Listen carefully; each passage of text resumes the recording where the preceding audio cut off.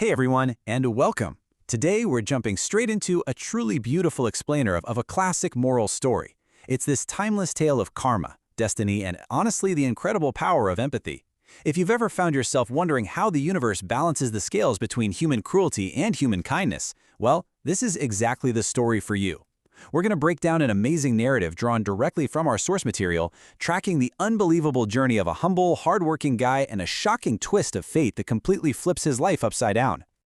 Okay, let's dive into this. This entire narrative is driven by one central question, right?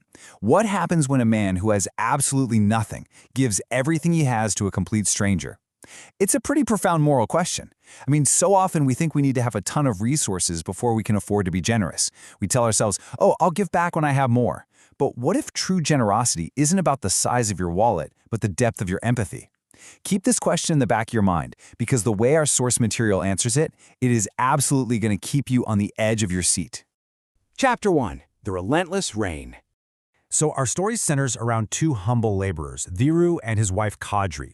They live a super simple, honest life. But right as the story opens, nature completely turns against them with a devastating rainstorm that pours nonstop for a whole week. And you can see how this compounding misery escalates really quickly. On day one, they're completely trapped inside. And as daily wage laborers, if they don't work, they don't eat. It's that simple. Then by day two, things get tragically worse. Kadri hears this sudden noise from the other room. The roof has leaked directly onto their tiny stash of saved money, completely ruining the paper notes. Every bit of their hard work literally washed away. So by day three, despite the freezing cold and this massive storm, a desperate Dhiru is forced to brave the weather just to find work, before they starve. Let's move to and see how this builds. Chapter 2. A Cruel Workplace.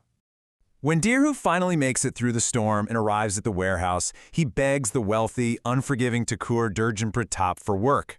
And the Thakur agrees, but with a really strict warning not to use the rain as an excuse to slack off. But here's the thing, the Thakur is just the beginning of Dhiru's workplace problems. Instead of any sympathy from his fellow laborers, they actually violently mock him because he's an unoth, an orphan. This means he's a person with zero parents, no relatives, and no extended family to support him.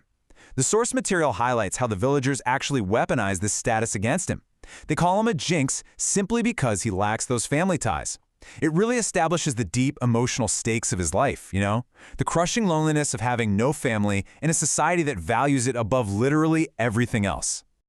And there's this stark contrast between Dhiru and the rest of the village. While the villagers are bitter, judgmental, and super quick to label him unlucky and friendless, Dhiru's response is just incredibly patient.